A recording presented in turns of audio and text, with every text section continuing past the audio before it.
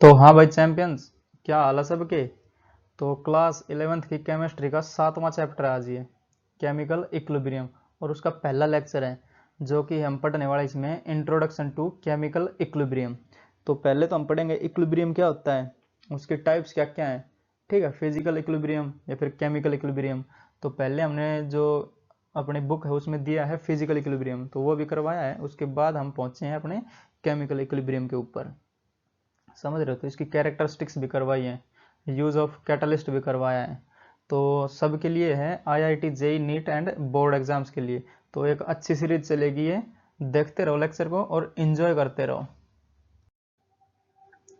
तो स्टार्ट करते हैं लेक्चर को इक्विलिब्रियम से। तो इक्विलिब्रियम क्या चीज है, किसी प्रोसेस की वो स्टेट है जब उसकी प्रॉपर्टी जैसे टेम्परेचर हो गया, प्रेशर हो गया या फिर कंसंट्रेशन ऑफ द सिस्टम हो गया, वो कोई चेंज शो ना करे during passage of time.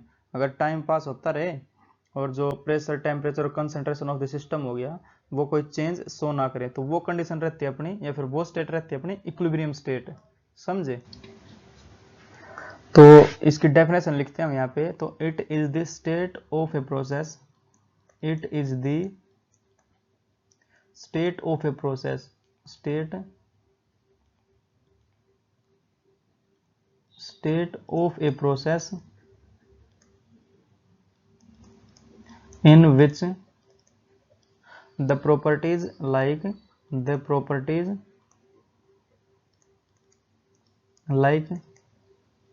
pressure, temperature,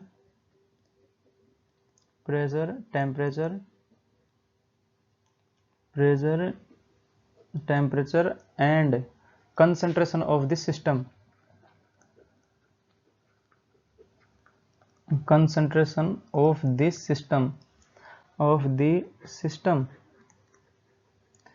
do not show any change, do not show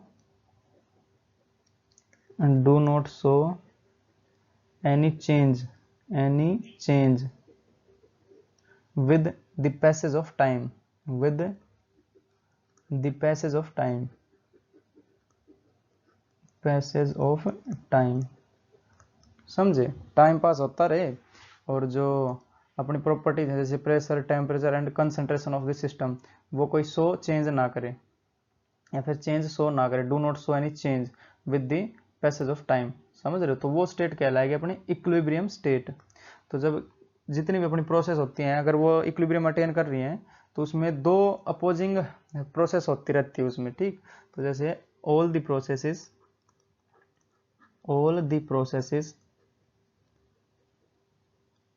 which attains equilibrium,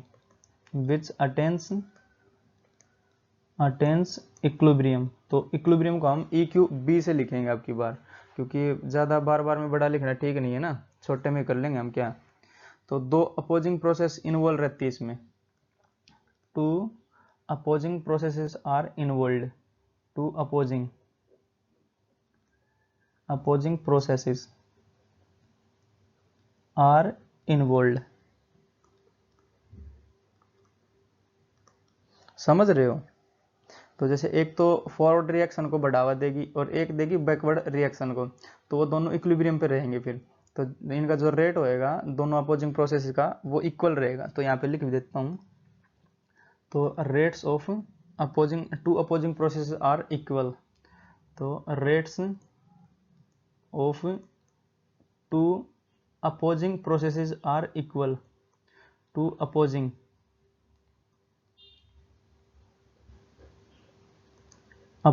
processes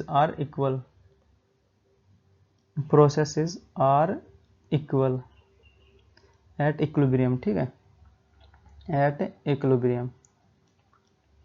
तो इक्विलिब्रियम को हम EQB लिख देते हैं। ठीक है, जब इक्विलिब्रियम अटेन हो जाता है तो दोनों जो प्रोसेस है अपनी अपोजिंग वाली, एक फॉरवर्ड रिएक्शन को बढ़ावा देगी, एक बैकवर्ड रिएक्शन को। जैसे यहाँ पे मैं बना के दिखा देता हूँ। तो ये जो मान लेते हैं फॉरवर्ड रिएक्शन और एक रहेगी बैकवर्ड रिएक्शन, तो दोनों का रेट बिल्कुल सेम होएगा, इक्वल रेट होएगा दोनों का। ये मान लेते हैं जो फॉरवर्ड वाली रिएक्शन को बढ़ावा दे रही है बैकवर्ड वाली को, तो दोनों का रेट बराबर होएगा। समझ रहे हो। तो अभी जो एग्जांपल लेंगे उनमें सब समझ में आ जाएगा। पहले थ्योरेटिकल पार्ट है, ये थोड़ा इसकी जो डेफिनेशन है वो और जो इसकी प्रॉपर्टीज हैं वो देख लेते हैं इक्विलिब्रियम की, समझ रहे हो। उसके बाद हम लेंगे जैसे फेज ट्रांसफॉर्मेशन होता है अपना, सॉलिड से लिक्विड, लिक्विड से गैस, या फिर डायरेक्ट सॉलिड से गैस, तो उनमें भी देखा जाएगा अपना इक्विलिब्रियम। तो जो ये जो दोनों प्रोसेस है अपनी, टू अपोजिंग प्रोसेस, अगर इनमें फिजिकल चेंज में हो रही है, फिजिकल चेंज देखने को मिल रहा है, तो वो हो जाएगा अपना फिजिकल इक्विलिब्रियम। और जो केमिकल प्रोसेस में देखने को मिलेगा तो वो हो जाएगा अपना केमिकल इक्विलिब्रियम। ठीक है, तो यहाँ पे हम डेफिनेशन लिख लेते हैं इनकी। तो जो पहला चेंज है वो अपना, जो पहला इक्विलिब्रियम है वो है फिजिकल इक्विलिब्रियम, फिजिकल इक्विलिब्रियम। और जो दूसरा हो जाएगा अपना वो हो जाएगा केमिकल इक्विलिब्रियम, केमिकल इक्विलिब्रियम। तो हमें दोनों पढ़ने हैं क्योंकि जो चैप्टर अपना उसका नाम है यही, equilibrium in physical and chemical processes. ठीक है, तो हमें फिजिकल में भी देखना है इक्विलिब्रियम और केमिकल में भी देखना है। तो जैसे केमिस्ट्री पढ़ रहे हैं तो केमिकल में भर भर के देखना हमें, फिजिकल में थोड़े बहुत इसकी बातें करनी है बस, समझे। तो जो फिजिकल इक्विलिब्रियम है उसकी डेफिनेशन देख लेते हैं यहाँ पे। तो जो दोनों प्रोसेस है अपनी अपोजिंग प्रोसेस, अगर वो फिजिकल चेंज शो कर रही हैं तो वो हो जाएगा अपना फिजिकल इक्विलिब्रियम, समझे। तो यहाँ पे डेफिनेशन लिख लेते हैं इसकी। तो if the opposing processes involve only physical change, if the opposing processes, if the opposing processes involved only physical change, only physical change, only physical change। ठीक है, अगर वो फिजिकल चेंज दिखा रही है दोनों, जैसे हम यहाँ पे बात करेंगे फेज ट्रांसफॉर्मेशन की, सॉलिड से लिक्विड होएगा तो उसमें फेज चेंज होती है अपनी, जैसे ये दिख रहा है ना, फिजिकल चेंज ही होएगा उसमें, तो ये कहलाएगा अपना फिजिकल इक्विलिब्रियम। और अगर केमिकल चेंज हो रहा है इसमें तो वो कहलाएगा अपना, इसकी डेफिनेशन लिख देता हूँ, if the opposing process involve only chemical change, chemical change, तो वो कहलाएगा अपना केमिकल इक्विलिब्रियम, समझे। तो हम स्टार्ट करेंगे पहले फिजिकल इक्विलिब्रियम से, तो स्टार्ट करते हैं नेक्स्ट स्लाइड। तो अब देखते हैं अपना इक्विलिब्रियम इन फिजिकल प्रोसेसेस। तो जितनी फिजिकल प्रोसेस है उसमें जो फेज ट्रांसफॉर्मेशन अपना, उसमें देखने को मिलता है हमें इक्विलिब्रियम, फेज ट्रांसफॉर्मेशन में, फेज ट्रांसफॉर्मेशन। ठीक है, फेज ट्रांसफॉर्मेशन। तो पहला जो फेज चेंज है वो अपना सॉलिड से लिक्विड बनना, सॉलिड से बनेगा लिक्विड और लिक्विड से फिर वापस सॉलिड बनता रहेगा, समझे। तो दूसरी है वो हो जाएगी लिक्विड से गैस बनना, लिक्विड से बनेगी गैस और गैस से बनती रहेगी अपना लिक्विड, ये है फेज ट्रांसफॉर्मेशन। और जो तीसरा हो जाएगा अपना वो डायरेक्ट सॉलिड से गैस बनना, सॉलिड से गैस और गैस से बनता रहेगा सॉलिड अपना। ठीक है, तो ये तो था अपना फेज ट्रांसफॉर्मेशन। और जो अब दो रह जाएंगे प्रॉपर्टी, वो अपनी रह जाएंगी dissolution of solid and gases in liquid. तो दो रह जाएंगे अपने, dissolution of solids and gases in liquid. ठीक है, तो जैसे पहला हो जाएगा, इस केस में पहला हो जाएगा अपना वो हो जाएगा सॉलिड, अगर सॉलिड लिक्विड में मिल रहा है तो वो हमें देगा सोल्यूशन, समझे। और जो दूसरा हो जाएगा अपना, अगर गैसेस मिल रहे हैं सॉल्यूशन में तो गैसेस वो मिल के बना रही है अपना, लिक्विड में मिल रहे हैं तो सोल्यूशन ही बनेगा वो भी, समझे। तो ये 5 प्रकार के हो गए हमारे पास, 3 तो फेज ट्रांसफॉर्मेशन और 2 हो गए डिसोल्यूशन वाले। तो ये हमें 500 देखने हैं। तो पहले हम ले लेते हैं सॉलिड से लिक्विड बनना। तो यहाँ पे जो पहला पार्ट है वो ले लेते हैं हम सॉलिड से लिक्विड, सॉलिड से बना रहा है अपना लिक्विड। और जब इक्विलिब्रियम अटेन होएगा तो लिक्विड से सॉलिड भी बनता रहेगा अपना। ठीक है, ये पता नहीं चलेगा कि दोनों बन रहे हैं कि नहीं बन रहे। जैसे ये कौन सा केस हो जाएगा अपना, मेल्टिंग वाला हो जाएगा। जैसे 0 डिग्री पे आइस ले लेते हैं हम, यहाँ पे 0 डिग्री पे आइस, आइस एट 0 डिग्री, तो ये सॉलिड रहता है अपना, आइस रहती है सॉलिड, और ये हमें देगी वाटर 0 डिग्री पे ही, वाटर। और ये वाटर क्या रहता है, ये लिक्विड रहता है, तो ये भी रहता है अपना 0 डिग्री पे। तो ये बोलते हैं हम मेल्टिंग पॉइंट बोलते हैं इसका, आइस का मेल्टिंग पॉइंट 0 डिग्री पे आइस मेल्ट होती है। जैसे कोई हमें फ्लास्क ले लेते हैं जिसमें हीट का ट्रांसफर ना हो, तो यहीं पे बना लेता हूँ एक कॉनिकल फ्लास्क जिसमें हीट का ट्रांसफर ना हो, ठीक है। तो जैसे मैंने इसमें वाटर और वो डाल रखा है, तो ऑलरेडी वाटर भी है इसमें और जो आइस क्यूब हैं वो भी हैं, ठीक है, आइस क्यूब एंड वाटर। और जो ये इसकी वाल्स हैं ये हैं एडियाबैटिक, मतलब हीट का ट्रांसफर नहीं होएगा यहाँ से, एडियाबैटिक। या फिर इसको हम बोल सकते हैं इंसुलेटिंग वॉल्स, इंसुलेटिंग वॉल्स, ठीक है। हीट का ट्रांसफर नहीं होना चाहिए, अगर हीट जाएगी इसके अंदर से तो जो टेम्परेचर रूम टेम्परेचर उस पर आइस, ये जो है अपना आइस रूम टेम्परेचर ले लेगा, ये दोनों, ये भी 0 डिग्री पे वाटर और ये भी 0 डिग्री पे, तो मतलब हीट लेगा तो ये पिघलना स्टार्ट हो जाएगा ना अपना। तो यहाँ पे हीट का ट्रांसफर नहीं होना चाहिए। अगर हीट का ट्रांसफर नहीं है तो जितनी ज़्यादा आइस पिघल रही है उतना ही ज़्यादा वाटर बन रहा है अपना, ये मतलब इसका, आइस जितनी पिघल रही है उतना ही वाटर बन रहा है, और वाटर इतनी वाटर आइस फॉर्म कर रहा है, जितनी आइस पिघल रही है और वाटर भी उतनी आइस फॉर्म कर रहा है।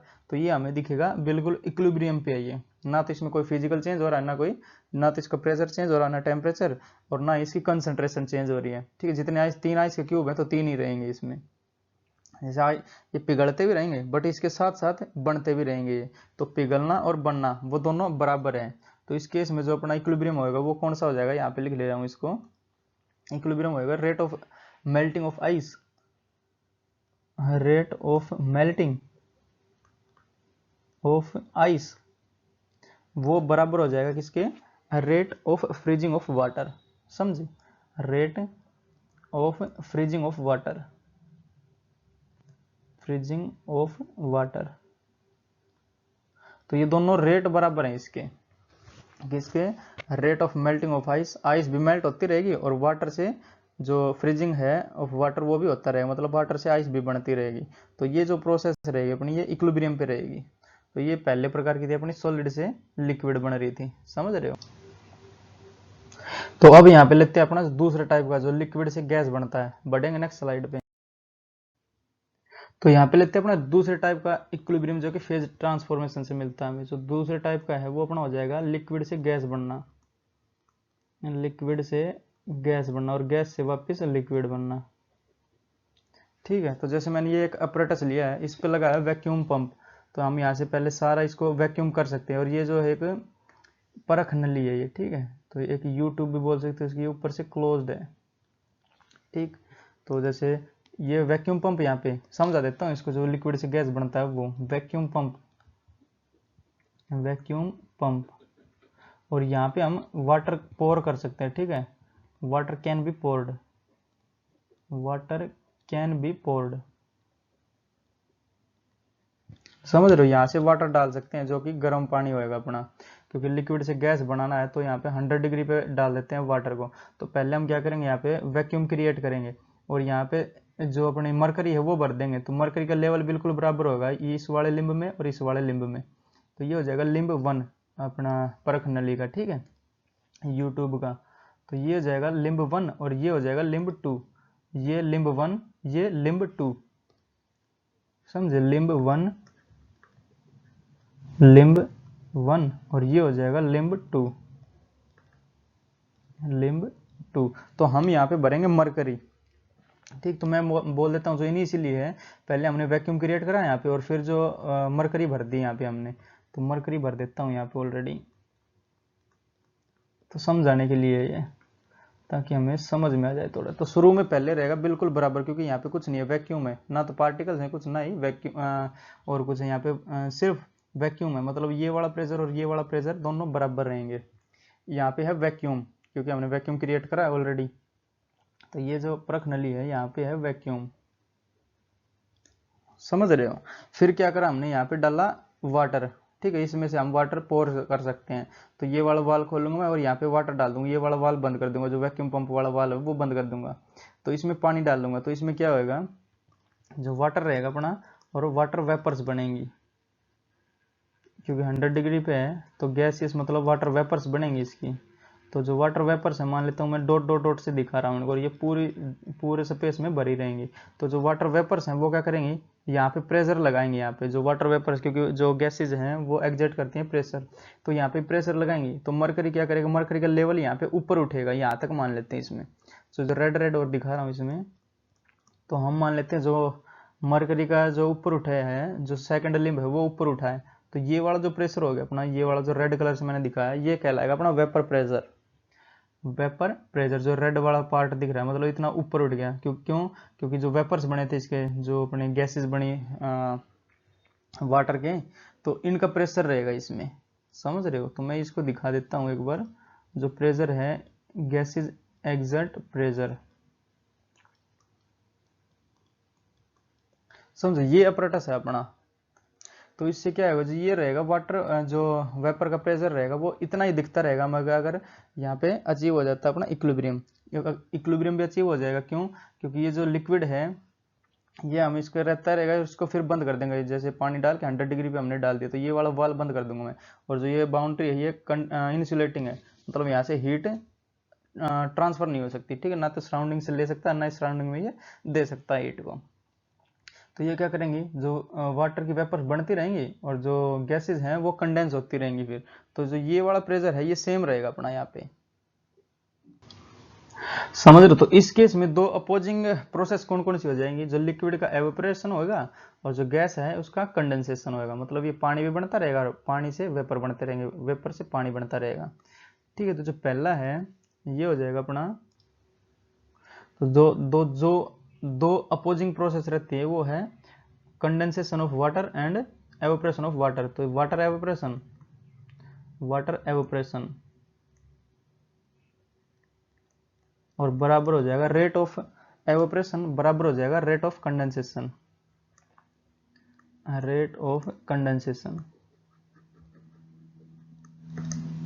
समझो, ये हो जाएगा रेट ऑफ एवोपरेशन। तो इसको वाटर को हटा के मैं रेट ऑफ एवोपरेशन लिख देता हूं, समझ रहे हो, रेट ऑफ एवोपरेशन,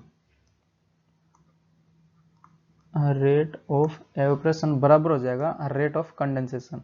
मतलब ये एवोपरेट भी होता रहेगा और कंडेंस बैक भी होता रहेगा लिक्विड में, समझ रहे हो। कंडेंसेशन क्या है, जो वाटर के मॉलिक्यूल्स हैं, जो अपने गैसेज टाइप के दिख रहे हैं, ये इनका लिक्विड में बदलना ही कंडेंसेशन होता है अपना। तो इस केस में कौन से दो अपोजिट रिएक्शन है, एक तो एवोपरेशन है और एक है कंडेंसेशन। तो ये होती रहेगी अपनी कॉन्स्टेंट टेम्परेचर पे, समझ रहे हो। तो ये वाटर वेपर का प्रेशर है ये सेम रहेगा, इतना ही रहेगा। प्रोसेस तो होती रहेगी इसमें, जैसे ये जो अपना वाटर है ये एवोपरेट भी होता रहेगा और ये कंडेंस बैक भी होता रहेगा, जो अपनी गैसेज हैं, फिर ये जो मॉलिक्यूल्स हैं वाटर के, वो, ठीक है। बट ये दिखेगा हमें बिल्कुल सेम। तो ये जो कैसे देख सकते हैं इसको, ये प्रेशर है अपना वेपर प्रेशर, ये सेम रहेगा, ये ना तो नीचे गिरेगा ना ही ऊपर जाएगा, जब इक्विलिब्रियम अचीव हो जाएगा तब, समझ रहे हो। तो अब जो आता है अपना अपना तीसरे टाइप का आता है यहाँ पे, जो थर्ड टाइप है अपनी, सॉलिड से डायरेक्ट गैस बनना, सॉलिड से डायरेक्ट गैस बनना, ठीक है। सॉलिड से गैस और गैस से बनेगा अपना सॉलिड। जैसे यहाँ पे अपना I2 रहता है ना, आयोडीन, सॉलिड आयोडीन, तो यहाँ पे लेंगे हम सॉलिड आयोडीन और ये बनेगा अपना आयोडीन गैस में, I2 गैसियस। अगर इसको किसी क्लोज कंटेनर में लेंगे हम, आयोडीन को क्लोज कंटेनर में लेंगे तो हमें वॉयलेट कलर के जैसे पार्टिकल्स दिखेंगे ऊपर जाते हुए। जैसे यहाँ पे दिखा देता हूँ, ये यही मान लेता हूँ यहाँ पे कंटेनर, हमने यहाँ पे सॉलिड I2 डाला और ये हमने बंद कर दिया पूरा, तो हमें क्या दिखेगा, वॉयलेट कलर के I2 के पार्टिकल्स दिखेंगे यहाँ पे, समझ रहे हो। तो किसी एक टाइम पे जब अपना इक्विलिब्रियम अचीव हो जाएगा, तो ये जो पार्टिकल्स हैं वॉयलेट कलर के, वो अपना बनता रहेगा सॉलिड I2 और जो I2 है वो टूटता रहेगा I2 गैस में, जो वॉयलेट कलर के पार्टिकल्स हैं वो, समझ रहे हो। क्योंकि उनकी कंसंट्रेशन हो जाएगी एक टाइम पे बराबर, फिर वो चेंज नहीं होगी कंसंट्रेशन। वो कैसे हम देखेंगे कि इक्विलिब्रियम अचीव हो गया, जो ये पार्टिकल है अपने I2 के, वो उनकी जो कंसंट्रेशन है वो बिल्कुल सेम रह जाएगी, जितने थे उतना ही दिखेगा, ना कोई कलर चेंज होगा ना ही कोई और कुछ इफेक्ट होएगा इस पे, समझ रहे हो। तो ये प्रोसेस कौन सी है, जो सॉलिड से डायरेक्ट गैस बनता है, तो ये रहती है अपनी सब्लिमेशन, ठीक है। तो रेट ऑफ सब्लिमेशन बराबर हो जाएगा रेट ऑफ कंडेंसेशन, ये वाली मैंने बताई थी, कंडेंसेशन होती है, जो गैस के पार्टिकल्स अगर लिक्विड में चेंज हो रहे हैं तो वो कंडेंसेशन रहता है। समझ रहे हो। और अगर लिक्विड से गैस डायरेक्ट सॉलिड आ रहा है अपना, फिर गैस ही बन रहा है नहीं है, तो ये कंडेंसेशन हो जाएगा। तो रेट ऑफ सब्लिमेशन बराबर हो जाएगा rate of condensation. Rate of sublimation बराबर हो जाएगा rate of condensation. Rate of condensation, समझ रहे हो। जैसे इसका एक और एग्जांपल ले लेते हैं। यहाँ पे तो I2 था सॉलिड, तो यहाँ पे I2 सॉलिड और यहाँ पे I2 गैस लिख देता हूँ। तो I2 सॉलिड का रेट ऑफ सब्लिमेशन बराबर हो जाएगा I2 गैस का rate of condensation. I2 gaseous का रेट ऑफ कंडेंसेशन, ये दोनों बराबर हो जाएंगे। तो इसका एक और एग्जांपल है अपने पास, जैसे NH4Cl है, वो सॉलिड रहेगा और वो वेपर में चेंज होता रहेगा और वो सॉलिड बनता रहेगा। जैसे यहाँ पे दूसरा एग्जांपल ले लेते हैं हम, NH4Cl और ये अपना सॉलिड, और ये क्या बनेगा, इसके गैसेस बनेंगे, NH4Cl वेपर बनेगा, NH4Cl और ये वेपर बनेगा अपना, ठीक है। तो जैसे ये सॉलिड और ये वेपर, तो ये दोनों प्रोसेस होती हैं, तो रेट ऑफ सब्लिमेशन बराबर हो जाएगा रेट ऑफ कंडेंसेशन। किसका कंडेंसेशन हो जाएगा, NH4Cl का वेपर वाला, और रेट ऑफ सब्लिमेशन किसका हो जाएगा, NH4Cl सॉलिड वाला। समझ रहे हो। तो इसमें जो वॉयलेट कलर दिखता है ना अपना, जो I2 में वॉयलेट कलर, तो उसकी इंटेंसिटी बढ़ती जाएगी। शुरू में तो बढ़ेगी वो, क्योंकि पहले जो था वो कम था, फिर बाद में एक टाइम आएगा जो इंटेंसिटी उसकी चेंज ही नहीं होगी।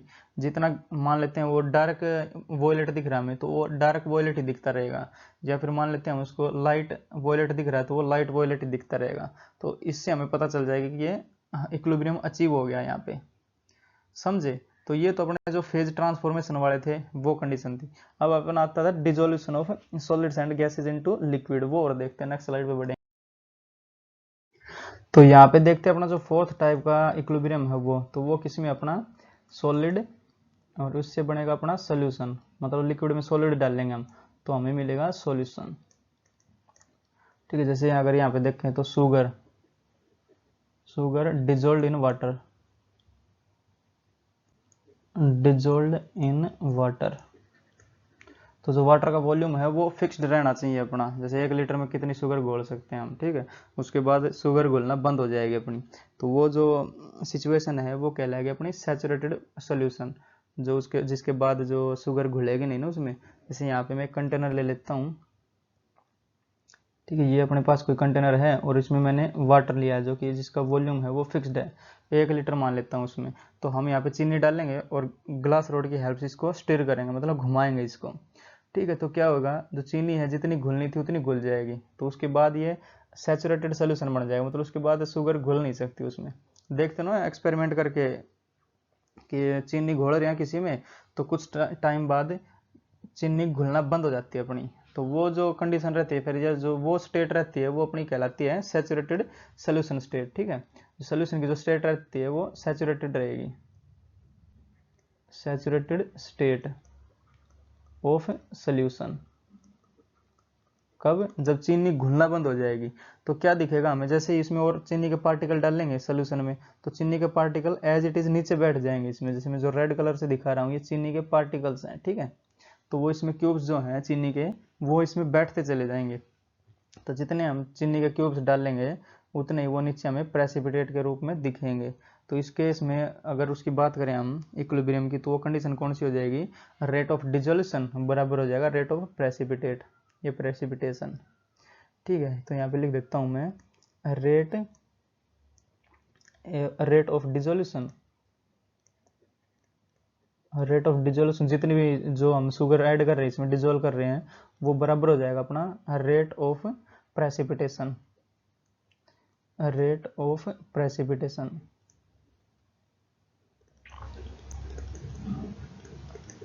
रेट ऑफ प्रेसिपिटेशन, ये सी आएगा यहाँ पे, ठीक है। रेट ऑफ डिसोल्यूशन बराबर हो जाएगा रेट ऑफ प्रेसिपिटेशन, मतलब जितने भी हम और क्यूब्स डालेंगे शुगर क्यूब्स, तो वो नीचे बैठते चले जाएंगे, प्रेसिपिटेट के रूप में हमें दिखेंगे, मतलब साफ साफ दिखेंगे हमें, हाँ भाई ये वाटर जो अपने शुगर के क्यूब्स हैं वो हैं, ये समझ रहे हो। तो ये था अपना सॉलिड से सोल्यूशन बनना, शुगर डिजोल्व इन वाटर, ठीक है। जो पांचवा टाइप हो जाएगा अपना यहाँ पे, पांचवा हो जाएगा जो गैसेस जो मिलती हैं सॉलिड में, गैसेस मिलती हैं लिक्विड में, गैसेस हैं वो बनाती है अपना सोल्यूशन, लिक्विड में मिलके, समझे। तो इसका जो एग्जांपल हो जाएगा अपने पास सोडा वाटर बोतल हो जाएगा, ठीक है, सोडा वाटर बोतल, वाटर बोतल, उसमें क्या रहता है, जो गैस है वो मिली रहती है अपना सॉल्यूशन उसमें लिक्विड में, ठीक है, गैस कंप्रेस्ड रहती है उसमें। या फिर यहाँ पे अगर सोडा वाटर बोल रहे हैं हम तो यहाँ पे लिख सकते हैं अंडर प्रेशर, अंडर प्रेशर।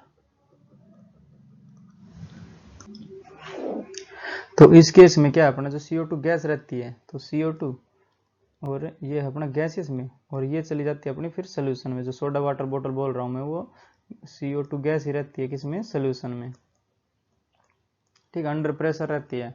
जैसे हम उस बोतल को खोलते हैं तो जो बबल्स हैं वो बाहर निकलते हैं, ठीक है, उसको बोलते हैं फिज आउट होना, ठीक है, किसी जो अपनी गैस है उसका फिज आउट होना, मतलब बबल्स बन के बाहर निकलती है। क्यों, क्योंकि उसको अपना प्रेशर लोअर करना रहता है। जो बोतल के अंदर है वो तो देख रहे हो यहाँ पे अंडर प्रेशर लिखा है मैंने, मतलब प्रेशराइज रहती है उसमें जो गैस, बट उसमें मिक्स रहती है, जो अपना वाटर उसमें मिक्स रहती है, ये समझ रहे हो। तो वो जो रिएक्शन है वो चलती रहती है। जैसे हम उसका ढक्कन खोल लेंगे बोतल का तो फिज आउट करती है जो अपनी गैस है वो, या फिर बबल बन के बाहर निकलती है, क्योंकि उसका जो प्रेशर है उसको लोअर करना रहता है अपना, क्योंकि हायर प्रेशर से लोअर प्रेशर की तरफ जाती हैं गैसेज। तो ये वाली जो कंडीशन हो जाएगी अपनी वो हो जाएगी गैसेज मिल रही है किसमें, लिक्विड, और बना रही है अपना सोल्यूशन, समझ रहे हो। तो अब बढ़ते हैं अपना इक्विलिब्रियम इन केमिकल प्रोसेसेस, ठीक है। तो नेक्स्ट स्लाइड पे बढ़, तो अब देखते हैं अपना इक्विलिब्रियम इन केमिकल प्रोसेसेस। तो दो टाइप के अपने पास प्रोसेस रहती है, एक तो रिवर्सिबल हो जाएगा और एक इरिवर्सिबल, ठीक है। पहले वाली है रिवर्सिबल और दूसरी हो जाएगी अपनी इरिवर्सिबल प्रोसेस, ठीक है। रिवर्सिबल में क्या है, जैसे अपने पास कोई भी रिएक्टेंट है A+B और रिवर्सिबल में ये साइन लगता है हमारा रिवर्सिबल, मान लेते हैं C+D बन रहा है हमें, तो जैसे A+B बनेगा उसके बाद C और D की कंसंट्रेशन हो जाएगी तो वो आपस में जुड़ के हमें देगा A+B, इसका ये मतलब है, ठीक है। इरिवर्सिबल में क्या है, जैसे A+B है तो A+B है वो सिंगल मार्क एरो मार्क से दिखाते हैं हम, C+D बन जाता है, तो टूट के जो C+D है वो A+B नहीं देता हमें, तो ये इरिवर्सिबल प्रोसेस रहेगी अपनी, ये रहेगी रिवर्सिबल, मतलब C+D मिल के A+B हमें देंगे। जैसे इसका यहाँ पे अगर हम एग्जाम्पल लें CaCO3 का, CaCO3 calcium carbonate, CaCO3 CaCO3 और सॉलिड है ये, ठीक है। तो ये हमें देगा डिसोसिएट होके CaO कैल्शियम ऑक्साइड CaO और प्लस हमें देगा CO2 गैस। जो CaO है ये है अपना सॉलिड और ये भी है सॉलिड, CaO है अपना सॉलिड, ठीक है, सॉलिड, और प्लस देगा हमें कार्बन डाइऑक्साइड गैस। तो ये कैसे होता है, ये 800 डिग्री टेम्परेचर पे होता है। जैसे हम यहाँ पे CaCO3 को एक फर्नेंस में रख देंगे, जैसे दिया भी हमें ये किताब में, तो ये मैं बना देता हूँ, एक फर्नेंस में हमने रखा है इसको, ठीक है। तो जैसे ये CaCO3 के मोलिक्यूल्स हैं कितने डिग्री पे, 800 डिग्री सेंटीग्रेड, यानी 1073 केल्विन, 1073 केल्विन या फिर 800 डिग्री सेंटीग्रेड, ठीक है, इसमें हमने रखा है। और इसमें हम एक लगा देंगे मैनोमीटर, ठीक है, पहले इसको वैक्यूम करेंगे फिर एक लगाएंगे यहाँ पे मैनोमीटर, यूट्यूब लगाएंगे ये, ठीक है, इस प्रकार से कि यूट्यूब लगती है मैनोमीटर, ताकि हमें ये प्रेशर का पता चल जाए। यहाँ पे जो गैस इसको हम हीट करेंगे, जैसे फर्नेंस है ये भट्टी है, भट्टी 800 डिग्री टेम्परेचर है, फर्नेंस वहीं पे मिलेगा इतना टेम्परेचर, तो भट्टी में ये CO3 के हैं, कैल्शियम कार्बोनेट के मोलिक्यूल्स हैं अपने, या फिर कैल्शियम कार्बोनेट पार्टिकल्स, ठीक है, कैल्शियम कार्बोनेट पार्टिकल्स हैं ये, इसको हम फर्नेंस में रखा तो ये डिसोसिएट होएगा किसमें, CaO और प्लस CO2 में। तो जो गैस है पहले क्या था, यहाँ पे मरकरी भरी हमने, पहले वैक्यूम था, फिर हमने CaCO3 डाला, कैल्शियम कार्बोनेट डाला, उसके बाद ये टूटेगा किसमें, calcium oxide and CO2 gas में। तो गैस जो है वो प्रेशर एक्सर्ट करेगी यहाँ पे, तो ये जो मैं इसमें मरकरी भर देता हूँ, जैसे रेड कलर से इसमें मरकरी भर देते हैं, तो जो इसका प्रेशर है वो थोड़ा ऊपर जाएगा, और जो ये प्रेशर इतने पे रुका रहेगा, क्योंकि ये जो अपनी इक्वेशन है ये रिवर्सिबल है, तो मतलब ये कैल्शियम ऑक्साइड और कार्बन डाइऑक्साइड मिलके CO3 बनाते रहेंगे, समझ रहे हो। तो ये जो दिखेगा हमें डायनेमिक प्रोसेस है, ये डायनेमिक इक्विलिब्रियम बोलते हैं इसको, डायनेमिक इक्विलिब्रियम, डायनामिक इक्विलिब्रियम। तो इक्यूबी कर दिया मैंने इस इक्विलिब्रियम को, ठीक है। तो ये जो प्रेशर है इसका वेपर प्रेशर, मान लेते पहले इतना था ये सेम, तो ये अब इतना बढ़ गया किसके कारण, जो कार्बन डाइऑक्साइड गैस बनी है वो, क्योंकि गैस एग्जर्ट प्रेशर।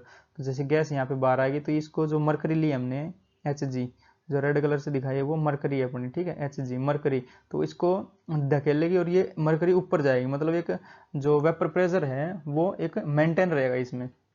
उसके बाद कैल्शियम ऑक्साइड और कार्बन डाइऑक्साइड गैस मिलके कैल्शियम कार्बोनेट बनाते रहेंगे, तो ये प्रोसेस अपनी चलती रहेगी, समझ रहे हो। अगर हम यहाँ से CO2 गैस को बाहर कर देंगे तो ये CO2 गैस जैसे बाहर हो जाएगी तो ये रिवर्सिबल प्रोसेस नहीं रहेगी, ये इरिवर्सिबल बन जाएगी।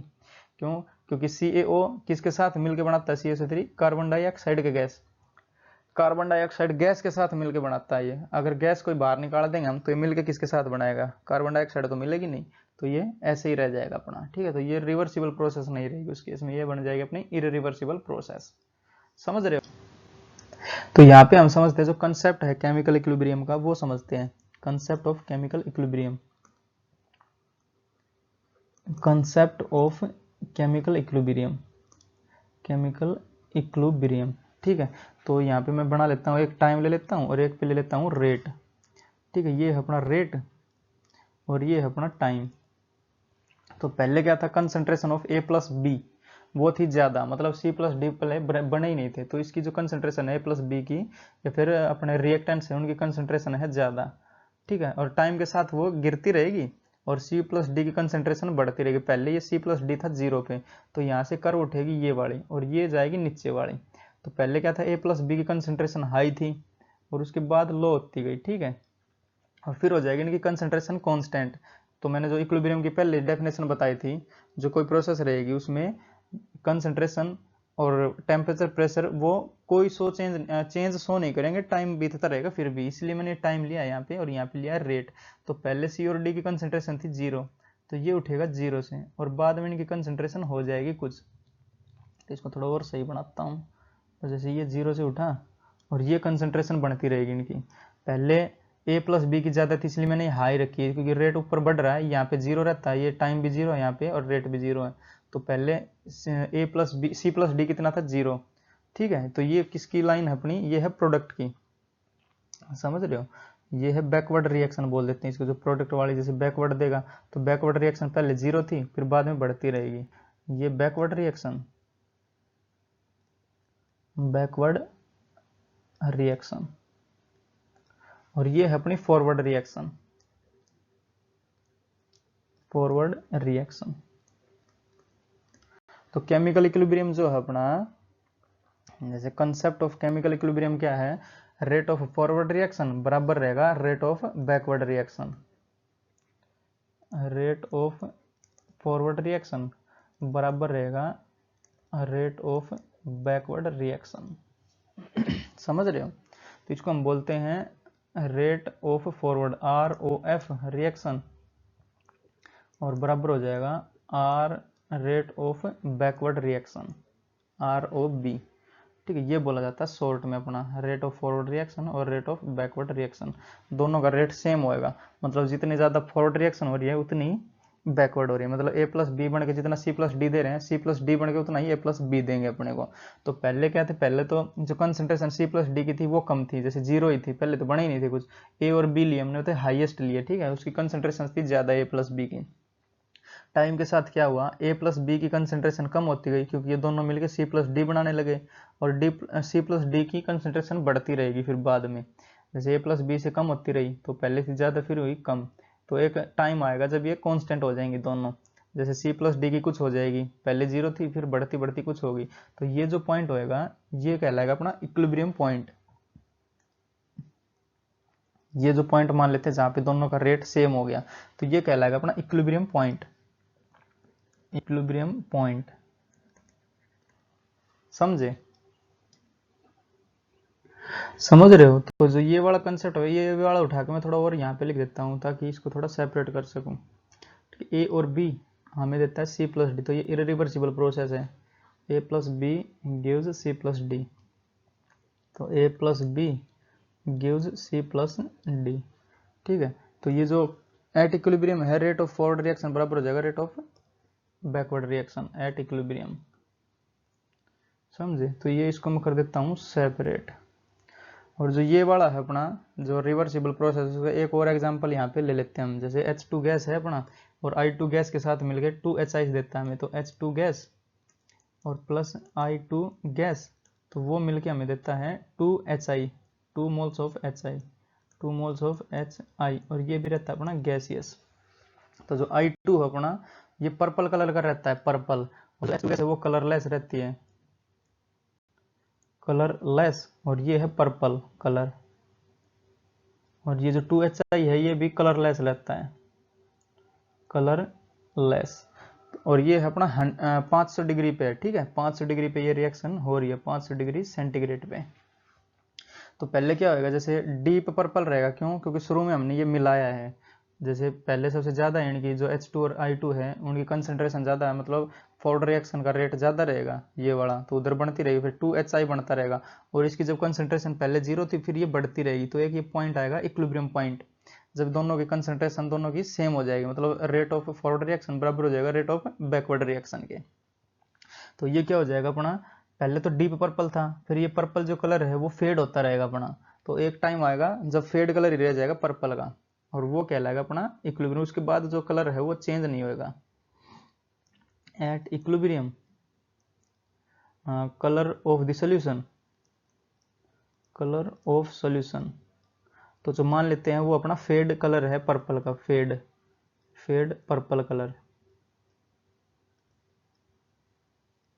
ठीक है, इतना ही रह जाएगा, वो अपना इक्विलिब्रियम अचीव हो जाएगा तब फेड पर्पल कलर ही रह जाएगा। पहले क्या था, या डीप पर्पल लिख लेता हूँ इसको, पहले अपना deep purple, deep purple colour है पहले, फिर बाद में रिएक्शन बढ़ती रही तो HI बना पर 2 मोल्स ऑफ HI बने, ये कलरलेस रहता है तो इसलिए फेड कलर की ओर जाता जाएगा, फेड कलर की ओर। फिर क्या होएगा, जो HI है अगर इसकी कंसंट्रेशन दोनों बराबर हो जाएगी किसी टाइम बाद, मतलब जो एट इक्विलिब्रियम, तो ये कलरलेस है और ये इसका डीप कलर है, तो मतलब ये फेड कलर बन जाएगा पर्पल का। तो तब हमें पता चल जाएगा हाँ भाई ये अपना अचीव हो गया इक्विलिब्रियम। समझ रहे हो? तो इसकी प्रॉपर्टीज अब देख लेते हैं, कंसेप्ट ऑफ केमिकल इक्विलिब्रियम की। तो केमिकल इक्विलिब्रियम की प्रॉपर्टीज देखते हैं अब। तो ये एक इंपॉर्टेंट कंसेप्ट है अपना, कंसेप्ट ऑफ केमिकल इक्विलिब्रियम। ठीक है, अब देखते हैं अपनी प्रॉपर्टीज ऑफ केमिकल इक्विलिब्रियम। बढ़ेंगे नेक्स्ट। तो अब देखते हैं अपनी कैरेक्टरिस्टिक्स ऑफ केमिकल इक्विलिब्रियम। तो पहले मैं यहाँ पे एक इक्विलिब्रियम का टाइम का ग्राफ बना लेता हूँ यहाँ पे, ठीक है, जो कि पिछली बार भी मैंने बनाया था। तो जो इक्विलिब्रियम अटेन होएगा तो at equilibrium rate of forward reaction, rate of forward reaction बराबर हो जाएगा रेट ऑफ बैकवर्ड रिएक्शन। ठीक है, एट इक्विलिब्रियम ये है रेट, तो पहले मैं रेट और टाइम का बनाता हूँ ग्राफ। ठीक, तो जैसे ये अपना है रेट और ये है अपना टाइम। तो पहले क्या था, ए प्लस, यहाँ पे ले लेता हूँ मैं जो इक्वेशन अपनी, ए प्लस बी, और ये है रिवर्सिबल, ठीक है, और सी प्लस डी हमें दे रहा है ये। तो at equilibrium C plus D टूट के अपने को B plus A plus B भी देता रहेगा। ठीक, तो पहले क्या है, जो रिएक्टेंट्स अपना ए प्लस बी उसकी कंसंट्रेशन है अपनी ज़्यादा, या फिर इसका जो रेट है वो ज़्यादा रहेगा, क्योंकि जो फॉरवर्ड रिएक्शन है ये वाली हो जाएगी rate of forward reaction, rate of forward reaction, और ये हो जाएगा अपना रेट ऑफ बैकवर्ड रिएक्शन। समझे? तो पहले ए प्लस बी का रेट क्या है, ज़्यादा है, क्योंकि वो पहले टूटता रहेगा, सी डी बनाएगा, सी डी जीरो है पहले, तो पहले या मैं ले लेता हूँ इसका है ज़्यादा, और ये एक टाइम बाद कांस्टेंट भी हो जाएगा। और जो सी प्लस डी की था वो सी प्लस डी वो बाद में बढ़ता रहेगा, और एक टाइम आएगा ये जो पॉइंट अपना ये बोला जाएगा इक्विलिब्रियम पॉइंट। ठीक, इसके बाद ये दोनों है कांस्टेंट हो जाएंगे, इसका रेट, ये है इक्विलिब्रियम पॉइंट, इक्विलिब्रियम पॉइंट जो कि पिछले स्लाइड में बताया था मैंने, ये इक्विलिब्रियम पॉइंट रहेगा अपना। तो पहले क्या थी, सी प्लस डी था, ये था रेट ऑफ बैकवर्ड रिएक्शन। ठीक है, बैकवर्ड रिएक्शन है ये, बैकवर्ड रिएक्शन, और ये है अपनी फॉरवर्ड रिएक्शन, फॉरवर्ड रिएक्शन। तो पहले फॉरवर्ड रिएक्शन का रेट ज़्यादा था तो ये बढ़ता रहेगा, एक टाइम बाद जो सी और डी है उसकी कंसंट्रेशन हो जाएगी अपनी सेम। ठीक है, तो सी और डी कंसंट्रेट टूट के ए और बी देता रहेगा। तो बैकवर्ड रिएक्शन कुछ टाइम तक पहले थी नहीं, जीरो थी, उसके बाद बैकवर्ड रिएक्शन बढ़ेगी बढ़ेगी, और ये पॉइंट पे दोनों का रेट है वो बराबर हो जाएगा, तो बोला जाएगा जो इक्विलिब्रियम अचीव हो गया यहाँ पे। कब? जो रेट ऑफ फॉरवर्ड रिएक्शन बराबर हो जाएगा रेट ऑफ बैकवर्ड रिएक्शन। ये जो पॉइंट अपना ये है इक्विलिब्रियम पॉइंट। समझ रहे हो। तो यहाँ पे जो कैरेक्टरिस्टिक्स पहली हो जाएगी वो हो जाएगी at equilibrium rate of forward reaction बराबर हो जाएगा रेट ऑफ बैकवर्ड रिएक्शन। तो जो पहली कैरेक्टरिस्टिक्स है वो है रेट ऑफ फॉरवर्ड रिएक्शन बराबर हो जाएगा rate of backward reaction at equilibrium, eight equilibrium. समझे। दूसरा पॉइंट क्या हो जाएगा यहाँ पे, जो दूसरा पॉइंट हमने कैल्शियम कार्बोनेट का एग्जांपल लिया था, वो अगर उसमें से एक भी प्रोडक्ट हमने बाहर कर दिया तो वो रिवर्सिबल नहीं रहेगा अपनी प्रोसेस। ठीक है, तो इसमें क्या लिखेंगे हम, ये हो जाएगा a chemical equilibrium can be established only if none of the product is allowed to escape out और separate out as a solid. ठीक है, तो यहाँ पे लिखेंगे हम, जो इसका एग्जाम्पल भी दे देंगे वो, तो ये हो जाएगा अपना ए chemical equilibrium, A chemical equilibrium, chemical equilibrium can be achieved, can be achieved or established only if none of the product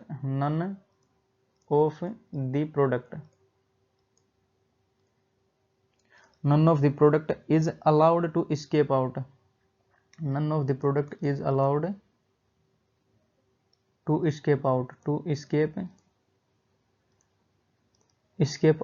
or separate out as a solid, or separate out as a solid। ठीक है, separate out। जैसे हमने calcium carbonate का example लिया था CaCO3 जो कि था अपना सॉलिड, और ये जो रिएक्शन हुई थी ये होती है 500 डिग्री पे, जो कि हमने फर्नेस में रखा था इसके, तो हमें मिलता था कैल्शियम ऑक्साइड और plus CO2 gas, calcium oxide solid वाला और ये कैल्शियम कार्बोनेट भी सॉलिड अपना। तो अगर हम इसमें से एक भी चीज को हटा देंगे प्रोडक्ट में से तो हमें केमिकल इक्विलिब्रियम नहीं मिलेगा। जैसे गैस बाहर कर दिया हमने CO2 गैस, तो कैल्शियम ऑक्साइड CO2 गैस के साथ रिएक्ट करके हमें देता है कैल्शियम कार्बोनेट। समझे, तो ये गैस ही नहीं रहेगी तो रिएक्ट किसके साथ करेगा, तो यहाँ पे केमिकल इक्विलिब्रियम अचीव नहीं करा जा सकता। समझ रहे हो। तीसरा पॉइंट क्या हो जाएगा यहाँ पे, जब इक्विलिब्रियम अटेन होगा अपना तो concentration of reactants and concentration of product constant हो जाएंगे अपनी, बराबर नहीं कह रहे हम, कांस्टेंट कह रहे हैं। ठीक है, तो यहाँ पे लिख देते हैं at equilibrium the concentration of each of the reactant and the product becomes constant. At equilibrium the concentration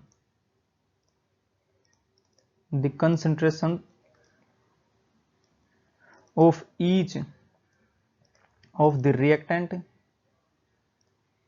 and product becomes constant,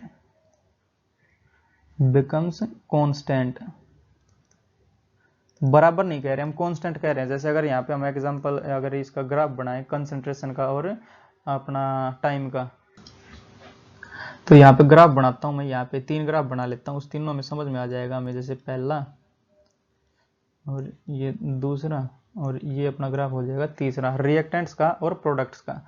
तो पहले रिएक्टेंट्स की जो कंसंट्रेशन थी वो ज़्यादा थी, ठीक है, उसके बाद थोड़ा कांस्टेंट हो जाएगा, मतलब ये पहले ज़्यादा थी तो ये हो जाएगा एक, तो ये बन जाएगा अपना। और फिर था प्रोडक्ट पहले 0 थे उसके बाद कांस्टेंट होएंगे, तो 0 तो फिर कांस्टेंट हो गया, ऐसे भी हो सकता है। ये कांस्टेंट होगी, जैसे ये देख रहे हो ना कांस्टेंट है, तो ये टाइम है, जैसे जैसे टाइम बढ़ेगा, और ये है कंसंट्रेशन, तो कंसंट्रेशन कांस्टेंट होएगी। जैसे ये मान लेते हैं अपना रिएक्टेंट और जो नीचे वाला है वो प्रोडक्ट, ठीक। तो दूसरे केस में क्या हो जाएगा, जैसे दूसरा केस में बना लेता हूँ, दोनों बराबर ही हो जाएंगे। जैसे ये बन रहा है अपना, जैसे ये रिएक्टेंट और ये अपना हो जाए प्रोडक्ट। इस केस में क्या है, दोनों की कंसंट्रेशन कांस्टेंट हो रही है, सेम नहीं कह रहा मैं, इसमें सेम भी हो रही है बट कांस्टेंट भी हो रही है। इसमें कांस्टेंट होना जरूरी, जो मैंने लिखा है वो सेम नहीं लिखा, वो कांस्टेंट लिखा है। तो ये रेट ऑफ फॉरवर्ड रिएक्शन या फिर और ये रिएक्टेंट्स और ये प्रोडक्ट, जो ऊपर वाला है अपना वो रिएक्टेंट्स है और ये नीचे वाला है प्रोडक्ट। पहले प्रोडक्ट की 0 थी तो बढ़ती रही और कुछ टाइम बाद, ये टाइम का ग्राफ है ना, तो कुछ टाइम बाद इनकी कांस्टेंट हो जाएगी कंसंट्रेशन, ठीक है। तो पहला ग्राफ भी सही है अपना, दूसरा भी सही है, और तीसरा और बना रहा हूँ वो भी सही रहेगा। जैसे जो अपना रिएक्टेंट्स है वो कुछ इस प्रकार से हो जाए और जो अपना प्रोडक्ट है वो कुछ इस प्रकार से हो जाए, ठीक है। तो एक टाइम बाद कांस्टेंट तो हो रहे हैं ये, जैसे ये कांस्टेंट हो गया अपना, ये किसका था, ये था अपना प्रोडक्ट का, प्रोडक्ट, और ये पहले वाला था रिएक्टेंट। ठीक है, तो रिएक्टेंट की पहले कंसंट्रेशन ज़्यादा थी, कुछ टाइम बाद कांस्टेंट हुई यहाँ पे, पहले प्रोडक्ट की कम थी, 0 थी, उसके बाद कांस्टेंट हुई यहाँ पे जाके। ठीक है, तो ये रहेंगे अपने तीनों ग्राफ सही रहेंगे कंसंट्रेशन के, क्योंकि कंसंट्रेशन को होना है कांस्टेंट एक टाइम के बाद, समझ रहे हो, क्योंकि पहले तो कंसंट्रेशन ए प्लस बी की ज़्यादा थी, फिर सी प्लस डी था ही नहीं पहले, मतलब इसकी 0 थी, तो ये 0 से स्टार्ट होएगा और ये हाईएस्ट से स्टार्ट होएगा, जितनी हमने लिए कंसंट्रेशन, ये 0 से स्टार्ट होगा, 0 से सारे 0 से स्टार्ट हो रहे हैं, ये ज़्यादा जा रहा है। जैसे प्रोडक्ट है अपना, इसकी कंसंट्रेशन ज़्यादा भी हो सकती है रिएक्टेंट से, समझ रहे हो। तो जो फोर्थ कैरेक्टरिस्टिक्स आ जाएगी अपनी, वो हो जाएगी जो केमिकल इक्विलिब्रियम है दोनों साइड से अचीव करा जा सकता है। तो बढ़ते हैं नेक्स्ट स्लाइड पे। तो जो फोर्थ कैरेक्टरिस्टिक्स है वो यहाँ पे लिखते हैं हम इसकी, ठीक है, जो केमिकल इक्विलिब्रियम की फोर्थ कैरेक्टरिस्टिक्स है। तो chemical equilibrium can be achieved from either side, ठीक है, chemical equilibrium can be achieved या फिर attain from either side, attain from either side, या तो हम प्रोडक्ट्स की साइड से भी अचीव कर सकते हैं केमिकल इक्विलिब्रियम, या फिर रिएक्टेंट्स की साइड से भी। ठीक है, जो पांचवी प्रॉपर्टी हो जाएगी अपनी, फिर कैरेक्टरिस्टिक्स हो जाएगी, वो हो जाएगी presence of catalyst, presence of catalyst. तो कैटलिस्ट क्या करेगा, रेट ऑफ फॉरवर्ड रिएक्शन और रेट ऑफ बैकवर्ड रिएक्शन, इनकी स्पीड को बढ़ा देगा। तो ये क्या करेगा अपना, जो इक्विलिब्रियम है उस पर कोई फर्क नहीं पड़ेगा, बट इक्विलिब्रियम क्विकली मिल जाएगा हमें। ठीक है, तो it increases rate of forward या स्पीड या फिर rate of forward reaction and rate of backward reaction, तो इन दोनों के रेट को बढ़ा देगा ये, जिससे क्या होगा, जो हमें इक्विलिब्रियम मिलना था वो जल्दी मिल जाएगा। ठीक है, तो रेट ऑफ बैकवर्ड रिएक्शन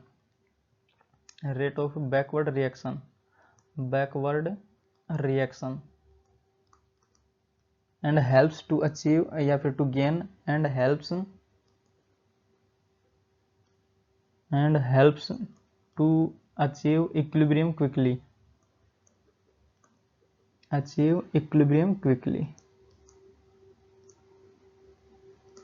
समझ रहे हो। तो ये सारा था अपना इंट्रो केमिकल इक्विलिब्रियम या फिर फिजिकल इक्विलिब्रियम के बारे में। तो रोकते हैं लेक्चर को यहीं पे, पढ़ाई करते रहें। All the very best.